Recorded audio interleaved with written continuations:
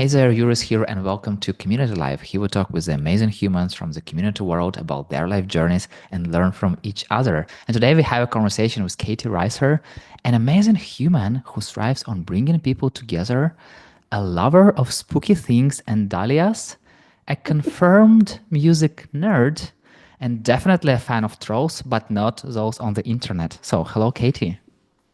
Hi, Yuri. That is probably my favorite introduction I have ever heard of myself. Thank you so much for And it's that. so you, yes. It's just something that I saw on your social media. So yes, I'm happy to get to know you. And let's start with this first question. I believe it's important question for you. And tell me, how did the circus influence your life? Oh, that is a really important question, right? So I kind of make a joke out of it in that there was some not really upheaval, but some changes in my job many years ago. We're talking like 10 years ago. And so I was like, well, I've got to have a backup plan. I guess I'll join the circus. That's not 100% true, but kind of. Um, and it was more this area of art that was so beautiful and so amazing. And it was like years. I wanted to learn it years before I had the opportunity, right? Like I started seeing, I think a lot of us are exposed through Cirque du Soleil. I saw that on like PBS or something, so public broadcasting system.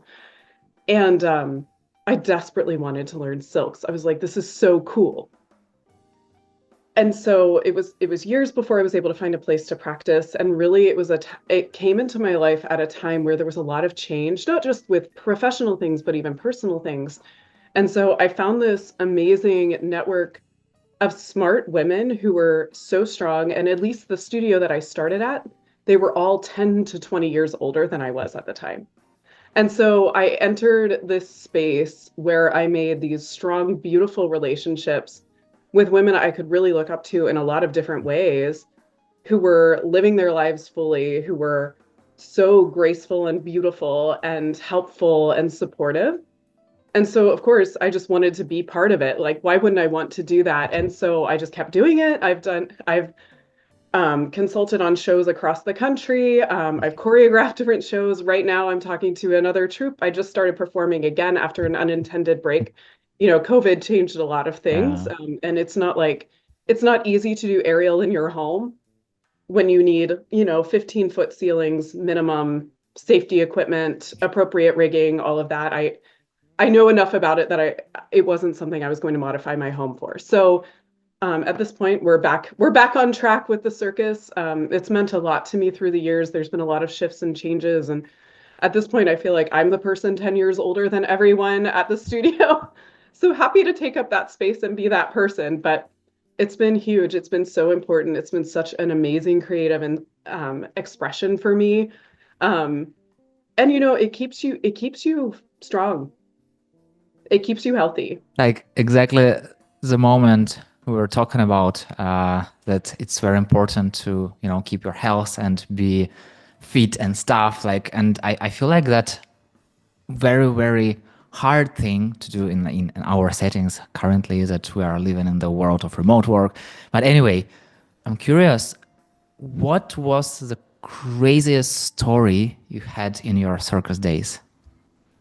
Oh gosh, one that I'm allowed to tell. That's the Yeah, fun part. exactly. Okay, yes, it's an important part, like one that you're allowed to tell. Exactly. I mean, I don't really it's weird, right? Because we have this impression of what circus is like. And granted, there are definitely people living very interesting lifestyles, no judgment, we're artists. But for me at least, I don't really have any wild and crazy stories from the circus. I will say probably one of my fondest times was we Fringe Festival, I think, takes place in different parts of the world. Where I was previously living, I lived in Kansas City for a long time. They have an amazing Fringe Festival. I don't know why it's so big. I think it's just the arts community has embraced it. And it's huge and it's awesome and it's so much fun. If you don't know what that is, it started in Edinburgh years ago in Scotland. And it's just almost like this indie arts fest of different plays and dance performances and all kinds of things. And it's usually all around the city. and it's super cheap to go see shows. And so you just go and go and go, and it's so much fun.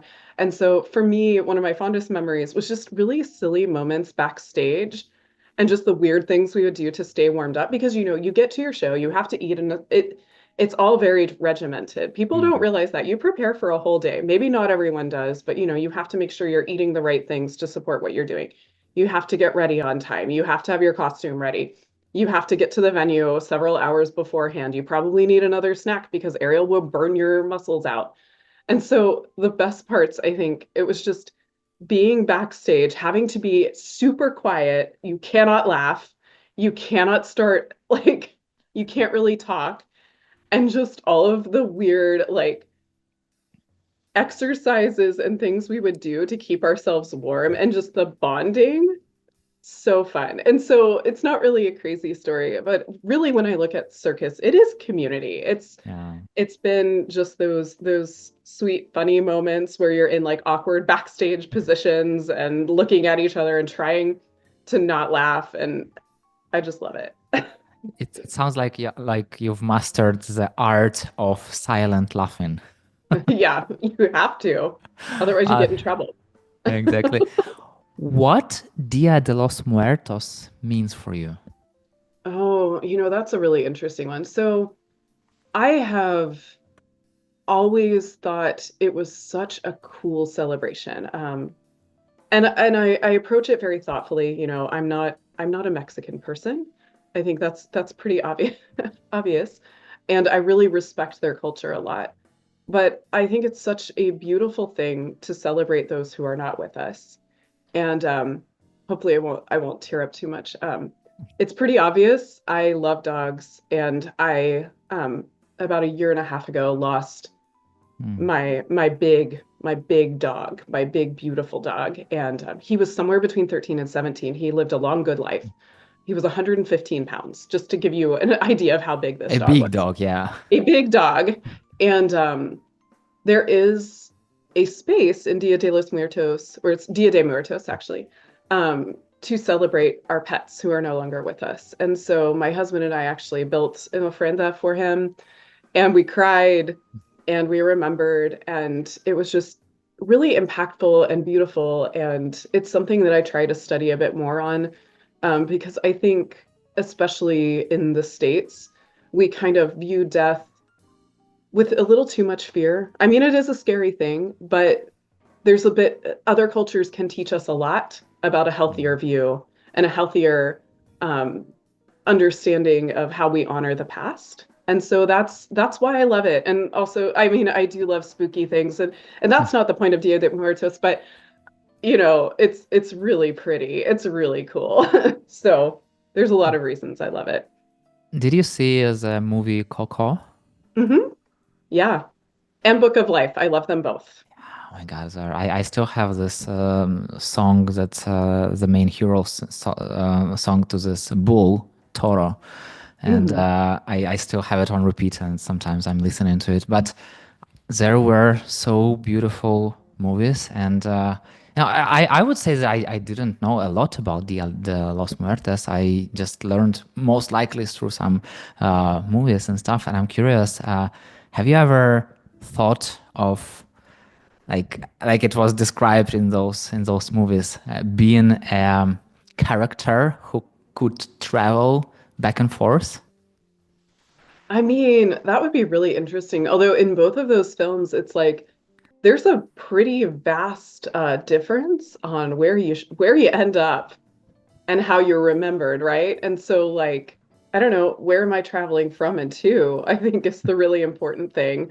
Because parts of the afterlife that's portrayed look super cool, like No. amazing and beautiful and full of lights and music, and others are like a sad wasteland, which I think is pretty common through most cultures. We have pretty severe No. differences, excuse me, in what we can expect. But yeah, I mean, that would be really interesting to be able to do and just see what's going on.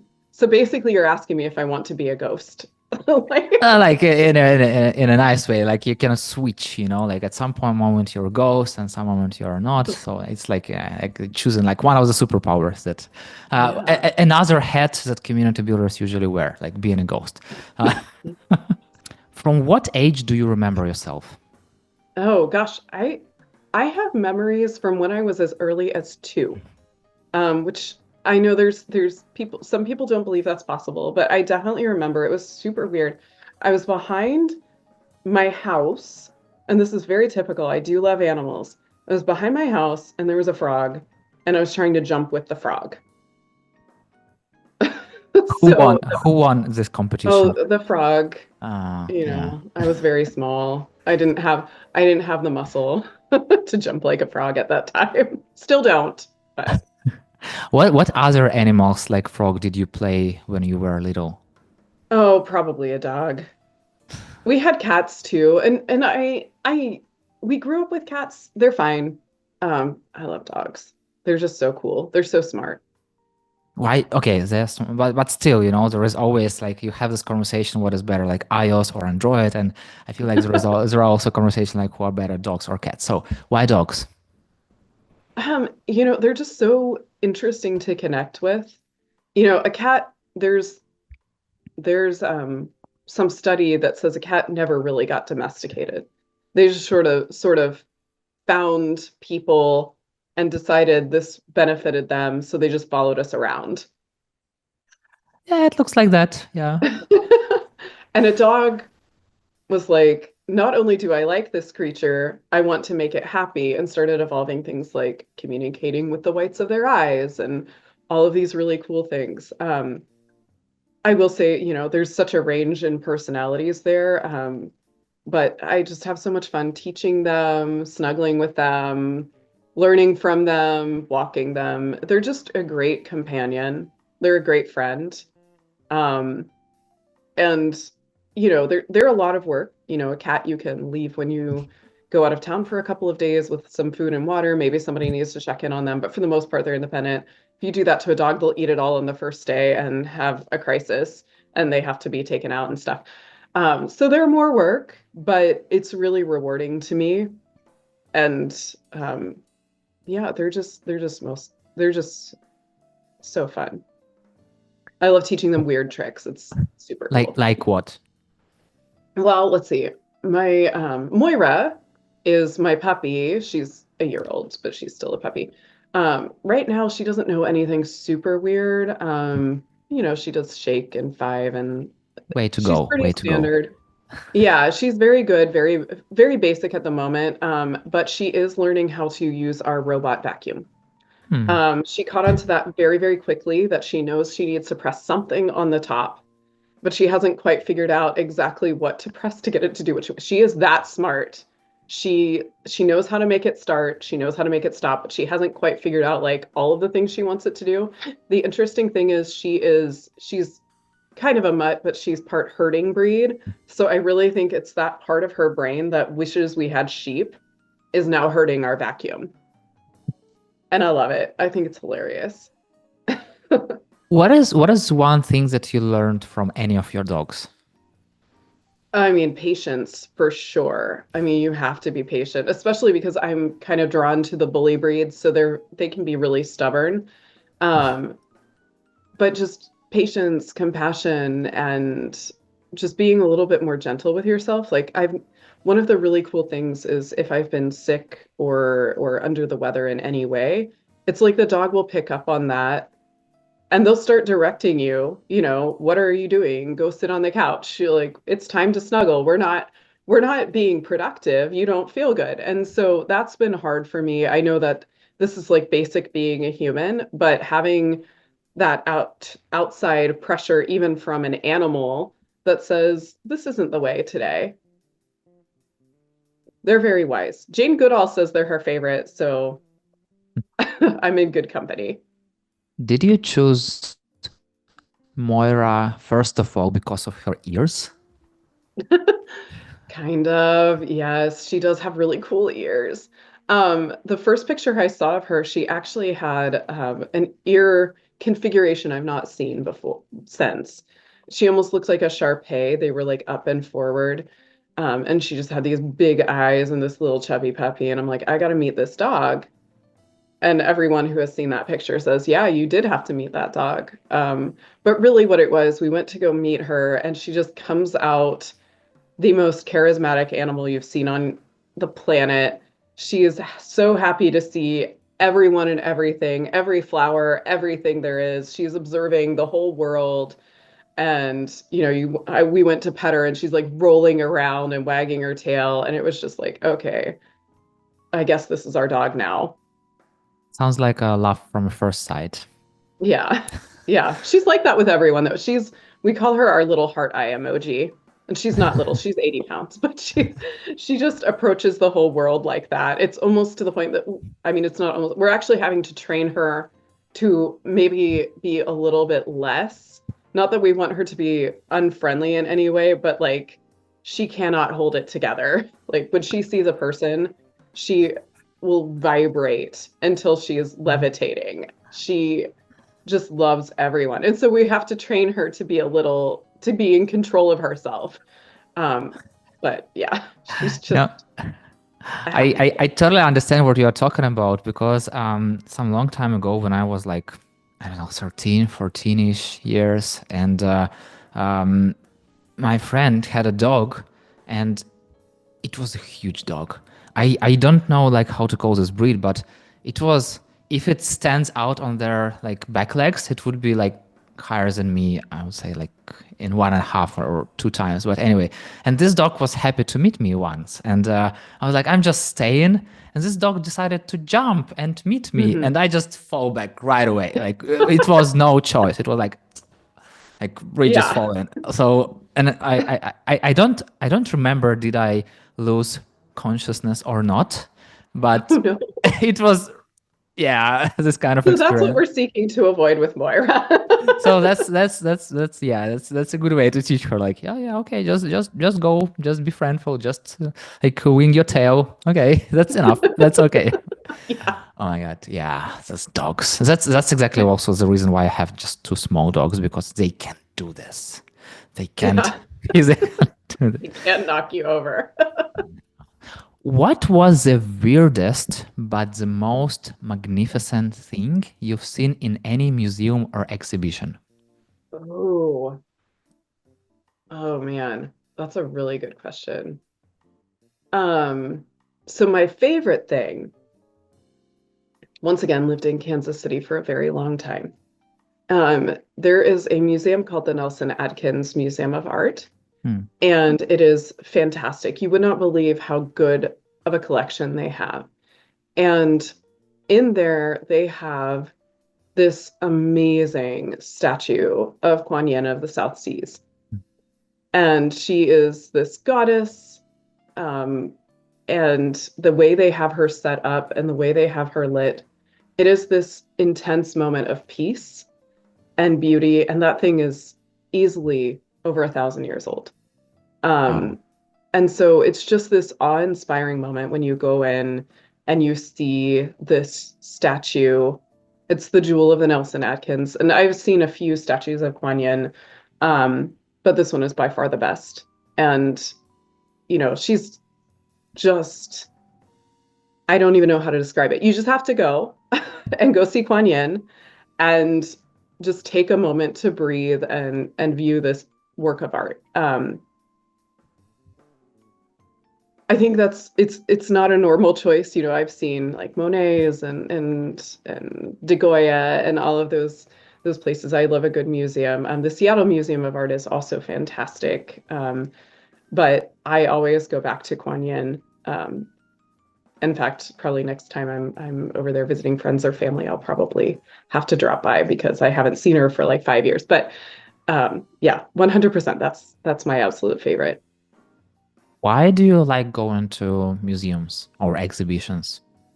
Um, I just like to learn. I'm a big lover of art. Um, we've kind of covered that, all different types. And so when I look at that, I just I just want to go see all of those things, right? We learn from the past, we learn from art. It's the expression of different times and events. And so to be able to travel around and see different collections is amazing. It's so great that we have those available, and then it's usually pretty affordable. So that's why I love them. I like to learn. I go to all different kinds. Like we go to, my husband's the same way, right? We go to science. If there's like a science thing, we'll go there. Seattle area, you've got a lot of glass art. Hmm. And it's just so cool. I don't know that you got this from my Instagram, but I'm a big lover of architecture because it's the art you can never escape, right? It's everywhere, exactly. Yeah, You have hopefully. to be Hopefully. exposed to it. Yeah. And so it's just great, right? Like I love beautiful things and beautiful places and curating beautiful experiences. So I'm going to always seek those out wherever I go for inspiration, for learning, and just for joy. Where did this love of such things come from? So growing up, I think I grew up in a very small town, in a very small state, um, in Appalachia. Just in case anyone wants to know, that pronunciation should tip you off as to what region I'm from. But we didn't have a lot of that. I did grow up in a city that had amazing Victorian architecture. We had that going on. But you could go to cities like Pittsburgh was very close. They have an amazing natural history museum. I don't know what state it's in now. I haven't been for a long time, but I loved going there on field trips. We also lived in pretty decent proximity to Washington, D.C. So it was like a big deal to go to the Smithsonian's, which I still think is a big deal to go to the Smithsonian museums. They're amazing. And so I kind of grew up where it was like that was the big event. We didn't really have money for Disney, or although I did get to go one time growing up, but we didn't have money for the other things, but we had money to go visit family and go to the Smithsonian. And Hmm. so you would see just really amazing exhibits there, and it was just such a feast for my eyes and my brain. I'd wear myself out entirely, right? Like those museums are huge, and it's just like you would get so tired walking around. But oh my goodness, I think that's probably where it came from.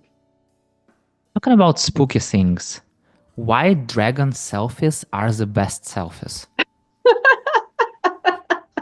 They really are, right? So that's relative. Well, okay, the spooky stuff, not new. The dragon selfies. I live in the Pacific Northwest now, and I don't know why there's just a lot of opportunity to do that, but there are. Like, I think you probably saw one from the Museum of Pop Culture in Seattle. They have a really good dragon in there. If anyone needs to go take a dragon selfie, 10 out of 10. And they also have some stuff that's too spooky for me in there. They're a horror movie exhibit. If that's your thing, you will be thrilled. There are certain areas that creep me out just too much. Um, our local garden store has so many dragons inside. I didn't make that decision, but I support it. And so it's just very natural, right? You're just walking around, you see a cool dragon, why wouldn't you take a selfie? Talking a little bit more about scary things, do you like horror movies? I have to be really careful because I have a brain that will glom on to the things you wouldn't think and mess with me for a while, right? Like it's hard to even quantify what the level of horror is that I can't deal with. I always say I like spooky, not scary. Hmm. So it depends, right? Like I don't love jump scares. I don't like that. I do like more like psychological thrillers or things that are very interesting, but I don't like body horror or anything like that. That being stated, like I watch Yellow Jackets. It's so gory. Oh, It's so gory and horrible. yeah. And I don't know why that one doesn't bother me. Did you see this movie Smile? No. Don't watch it. It's Okay. please. Yeah, like Yeah. just Yeah. forget about it. Yeah. Sometimes, if I'm curious, I'll go read a bunch of spoilers and then decide if I can handle it. Um, I did just finish the series Interview with a Vampire, which I've read the book, I've seen Hmm. the old. It was really good. It was not G-rated. If you need things to be G-rated, that is not the show for you. But it was so well done. And I guess that's technically horror, but I'm Uh, not really scared about vampires. How many orchids do you have?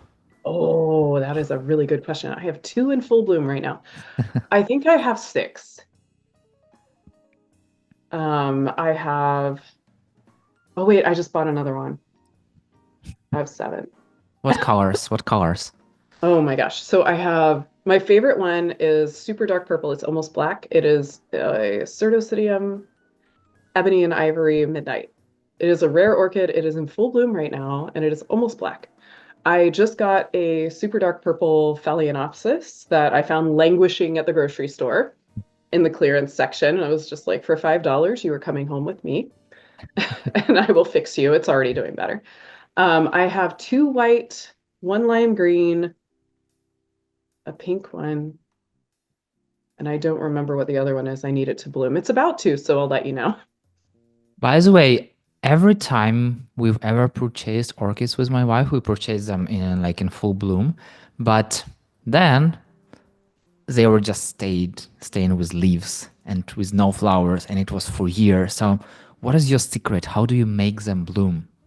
Yeah, so there's a couple of things you can do. I will say they're so much easier to grow in the Pacific Northwest than other places. I think it's just the climate is very agreeable to them. Like you don't Hmm. really have, they don't get burnt by light as much. The seasons tend to work with their cycles really well. So if it's just a Phalaenopsis, which is your most common, I think they call them moth orchid, they like they go dormant. You know the flowers come off. You cut the spike, and then I use a bit of cinnamon to on the wound, so that it doesn't get infected because they are really prone to that sort of thing. Um, Sometimes they don't bloom at all for me every year. Most of them do, but the big thing is they like to get a little bit cold Hmm. for a period of time. So not super cold, but if your house is like always 75 degrees or something like that, your orchid is probably not going to rebloom. They need to be a little chilly. Hmm. So in the Pacific Northwest, we acclimate pretty well to seasonal changes because our climate is pretty stable. So that rhythm really works. In my old house before I moved, we in a different climate. I just happened to have a drafty window that they lived in that they liked the light. So naturally that happened. But there is a school of thought that says you should put them outside at the beginning of autumn. I think they're prone to bugs, so I'm not comfortable with that. But yeah, they like to get a little bit chilly, and that helps them trigger that Hmm. bloom cycle. No, it's interesting. I'll try. I'll try that. I'll try that. We have some things to try, but oh, okay, yeah. Thank you very much for Yeah. sharing. And I'm wondering why some time ago your outer manifestation was your ability to grow orchids. Yeah, so it was so weird, right? I look at all of these different time periods in my life and I like to think that it's like part of me says nothing is connected, everything is random, and then the other part of me is like, yeah, but you couldn't grow anything until you could grow an orchid. And so I was so bad, like the easiest plants you could think of, I couldn't grow them for the longest time. And it was another period of time with like this massive life transition, where a lot of things changed, where I left a community that I was very strongly a part of for a lot of really good reasons. But that's upheaval, right? Like that's a lot to deal with. And for whatever reason, at that time period, I started getting into the orchids and they started flourishing almost right away. And I'm still, it's like I want so hard to say that nothing means anything. And I want so hard to be that person. But then it's like I relate to them. And it Hmm. seems like, especially that one nearly black orchid, that one is such a barometer for how things are going for me. And it seems like every single time I'm about to give up hope on certain things, the orchids start blooming again. And I'm like, oh, well, I guess something's working. It might just be a flower, but something's happening, something good. Yeah, and I feel like it's good to have this kind of signs. By the way, do you believe in signs? See, I go back and forth. Like, it's so funny, right? Because I'll be like, nothing means anything. And then I'll see like a really weird bird, and I gotta look it up. What does the weird bird mean? So I guess as much as I fight it, in my gut, I do. Have you befriended those ladies from your neighborhood? I mean, the one who walks her tabby cat with a cat hair with ears, and the one who spent all of quarantine sitting in her very fabulous front yard, wearing bright red lipstick, drinking cocktails, and reading. Oh my gosh, she was so fabulous and she moved. I think they both did. I've never seen Tabby Cat Lady again, and she Wow. was so fabulous. Like, oh my gosh, how cool. They were both so cool and they moved. What was the last time you've built a snowman? Probably 2 years ago. We haven't had enough snow. It's a real Hmm. bummer because I love to build like a good 6 foot tall snowman, as What big as is I can. what is the most important part of a snowman? Um, well, I would say accessories in the face. Like I don't know if you saw the one where it had a nice hat and a leopard scarf. Yeah, that was a very fancy snowman. Ah, My okay. neighbors were very excited, and then my dog ate its carrot nose because he could reach. Um, but yeah, you gotta get a good face on the snowman. Otherwise, maybe you want a creepy snowman. I prefer a happy snowman. Um, but yeah, that's the most important thing. Is always carrot goes for a nose, or is there anything else also fits? I think I've only done carrots because I usually have one. Okay.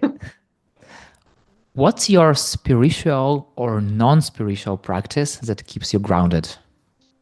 Yeah, I'm gonna go back to Ariel. I taught yoga for a long time and I still practice pretty regularly. Some people get a lot of spiritual enjoyment out of that. I found that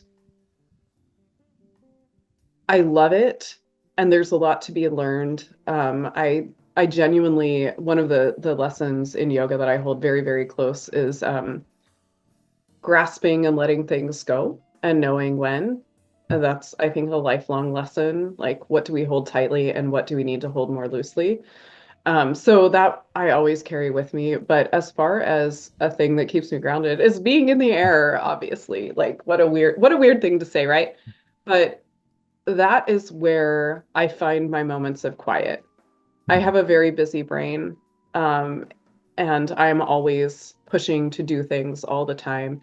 And so I can experience quiet at 10 plus feet in the air where I cannot focus on anything else or should not. And so that ends up being its own spiritual practice. I don't think it's not an official spiritual practice, but that's where I find my moments of quiet and peace. How do you know what to keep more tightly and what to let loose a little bit? Oh, that's a never ending question, right? Like sometimes we don't learn until we've made a mistake. But I think was it Amy Poehler in her book? She talked in more or less she spoke about that where it's like you need to know, especially with career and things like that, when to that you need to almost have like an engaged sense of letting it go. Like you care a lot, but you need to not hold it too tightly because you will go insane, right? And so I think about that a lot. I think about, you know, is this is something really worth all of the stress? Sometimes yes, Hmm. depending on the impact to your life.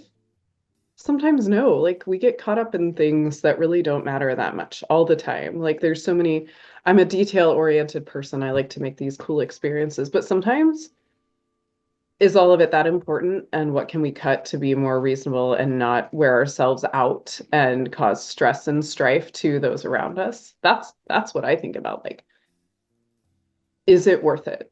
That's how I test everything. Like, okay, well, do we really need to push for this or do we need to let it go? And that comes into like, I have house guests coming right now, like preparation for house guests, that applied.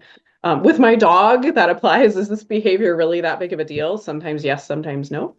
Yeah. So where do we want to spend our efforts? I think that's what it comes down to for me. Like just really realizing that I am finite. Everything is a budget, more or less, every single thing we do.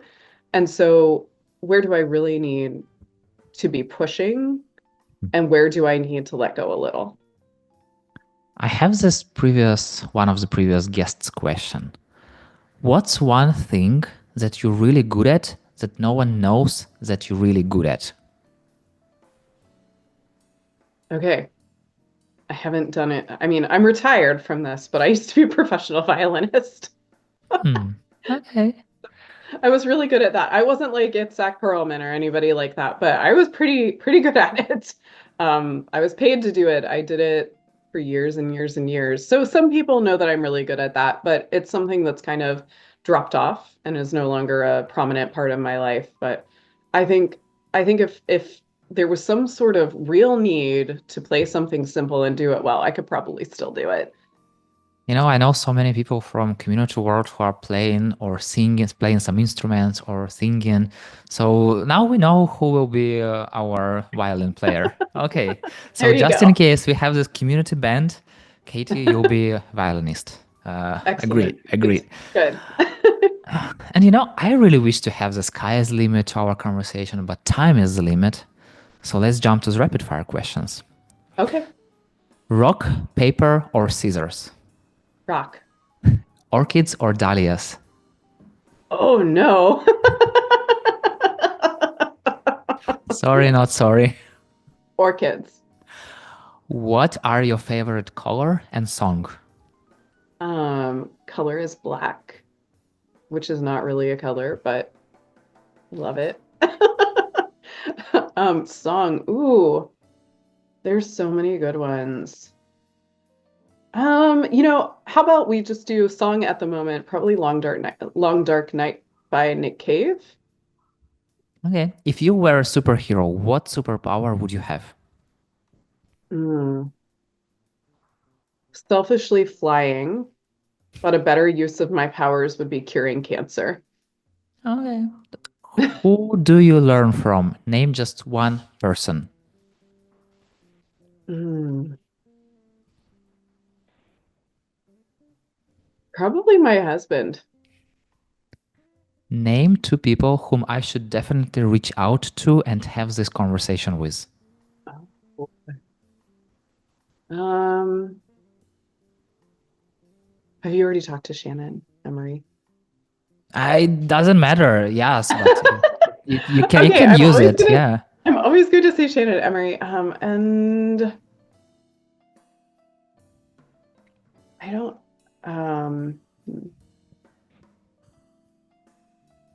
you've probably already done this with I think Jason Baum is a really interesting person, so he would be cool. Ask it forward. It's like pay it forward, but with questions. So ask a question a future guest will have to answer. Okay. Um, Preferred climate. Is there one question that I definitely should have asked you, but didn't? I don't think so. I think you did a great job. I know that my Instagram is pretty eclectic, but then again, so am I. So That's who you are. And I feel like, the best thing is when you are accepting yourself. It's something that I was working for a long time, like because society around us is always shaping, always wants us to see in that way or another way. There are some things you can do, there are things you cannot do. How do other people? It's like I feel like it's one of the hardest part to go through the cycle, And yeah, Katie, I still have a lot of questions, and as I've told, it's just just because of time is the limit, not because yeah. of sky is the limit.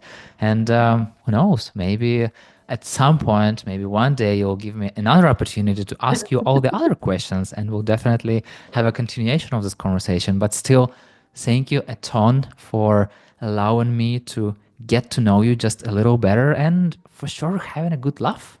Like, Yeah. yeah, it's just, I really much enjoyed talking to you. So thank you so much for that. Yeah, likewise. Thank you so much for setting this up, Yuri. And yeah, see you in the community world.